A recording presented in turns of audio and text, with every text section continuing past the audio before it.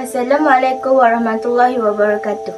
Saya Nuri Izziani dari kelas 303. Hari ini saya akan membentangkan topik pahlawan yang menentang British di negara kita. Pahlawan yang saya pilih ialah Abdul Said, pahlawan unggul Nanning. Abdul Said atau Abdul Said lahir pada tahun 1773 dari suku Semenanjung dan menjadi penghulu Nanning menggantikan penghulu Anjak serta dilantik sebagai penghulu Nanning pada tahun 1799 sewaktu berumur 26 tahun. Abdul Said merupakan pemerintah Nanning yang ke-9 yang membantah pengenaan cukai ke atas daerahnya oleh pihak British. Beliau secara keras membangkang kemasukan tentera British di Nanning dengan menunjukkan kebijaksanaan peperangan yang telah mengalahkan pihak British dalam 2 kempen peperangan. Peperangan Nanning yang berlaku pada tahun 1834 telah menjadikan Abdul Said seorang wira yang berani setelah mengukir tempat di sejarah Melaka. Sejak kecil lagi, sifat keberaniannya mula diperlihatkan apabila beliau mula belajar ilmu mempertahankan diri atau seni silat sejak berumur 6 tahun. Abdul Said seorang yang tekun mengaji dan sentiasa dihormati oleh orang ramai. Beliau juga taat kepada kedua ibu bapanya. Faktor penentangan Abdul Said adalah mempertahankan kemerdekaan Nanning. Sebelum tahun 1824, semuanya berjalan seperti biasa. Namun, semuanya berubah apabila British dan Belanda menandatangani Perjanjian Inggeris-Belanda 1824. British telah mendakwa Nanning sebahagian daripada Melaka dan menuntut rakyat Nanning mematuhi peraturan yang ditetapkan di Melaka. Perkara ini tidak disenangi oleh rakyat Nanning yang menganggap Nanning sebuah daerah yang merdeka dan berdaulat. Atau penentangan Abdul Said yang seterusnya adalah menentang bayaran cukai melalui Undang-Undang 1830 British telah memaksa Nanning membayar cukai sebanyak 1/10 daripada hasil keluaran pertanian. Arahan ini telah menimbulkan kemarahan rakyat Nanning. Akhir sekali, faktor-faktor penentangan Abdul Said adalah menentang pelaksanaan Undang-Undang British. British memperkenalkan undang-undang baru iaitu Peraturan Penghulu yang mengungkap pengaruh dan kuasa Abdul Said. Peraturan ini telah menghalang dan melarang penghulu membicarakan kes jenayah.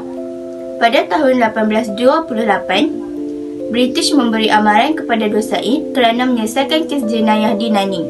Beliau juga akan dilucutkan jawatan sekiranya tidak mematuhi arahan British.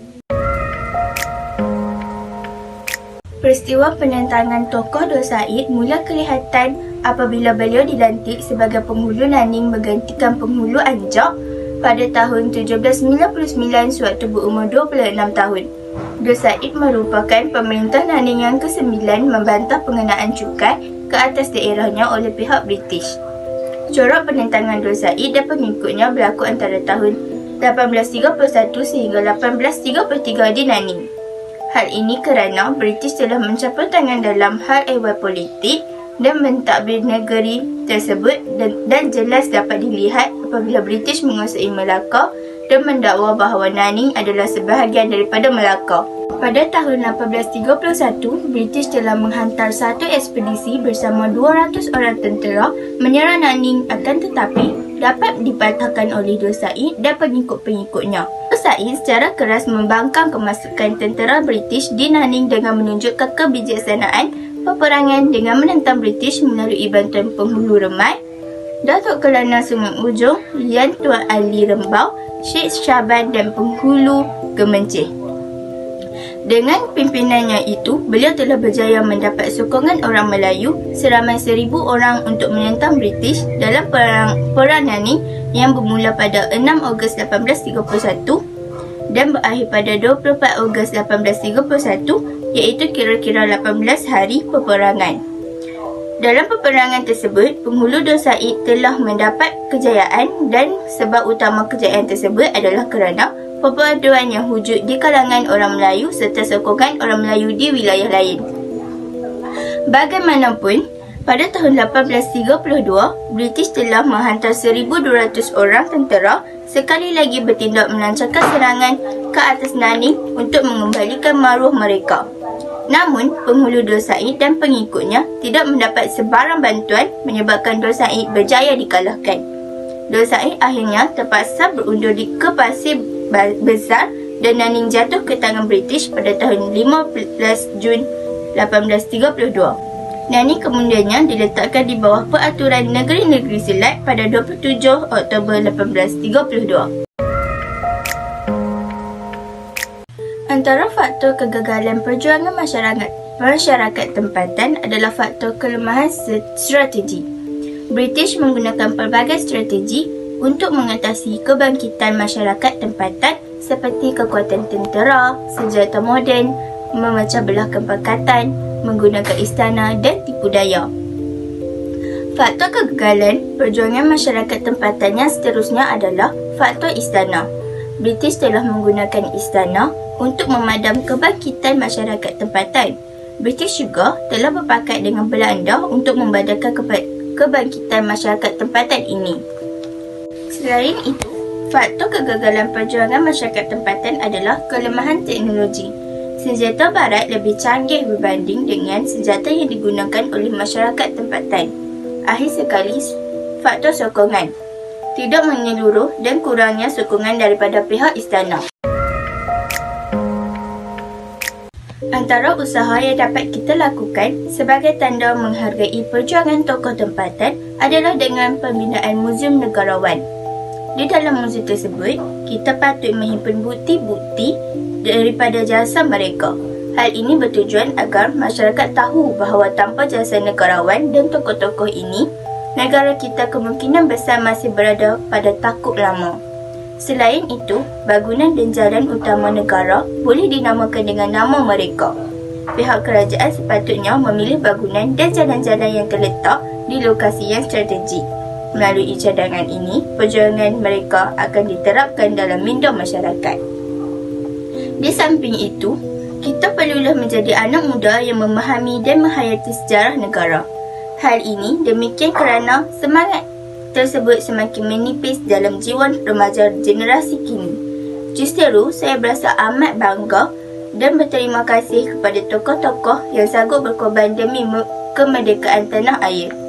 Orang ramai juga boleh melibatkan diri dalam sambutan kemerdekaan negara bagi mengingati hari kemenangan negara yang telah bebas daripada ancaman penjajah. Jelaslah bahawa melalui usaha daripada semua pihak dapat melahirkan generasi bersikap patriotisme. Semangat juang yang tinggi dan tekal merupakan contoh nilai terbaik yang ditunjukkan oleh para pejuang yang bangkit menentang kuasa barat. Sikap keberanian yang tidak gentar dengan musuh merupakan kemuncak semangat yang ditunjukkan oleh para pejuang terdahulu. Kita hendaklah mempunyai jati diri dan tidak tunduk kepada tekanan pihak musuh dalam sesuatu pekerjaan. Kita hendaklah berani mempertahankan maruah diri dan keluarga daripada dicalarkan oleh pihak lain. Kita juga hendaklah tampil di baris hadapan dalam mendepani serangan musuh-musuh negara. Melalui laporan tugasan kajian lapangan ini, saya dapat mengetahui latar belakang Dur Said, faktor yang membawa kepada penentangan Dur Said, faktor kegagalan perjuangan masyarakat tempatan dan usaha-usaha menghargai perjuangan tokoh tempatan.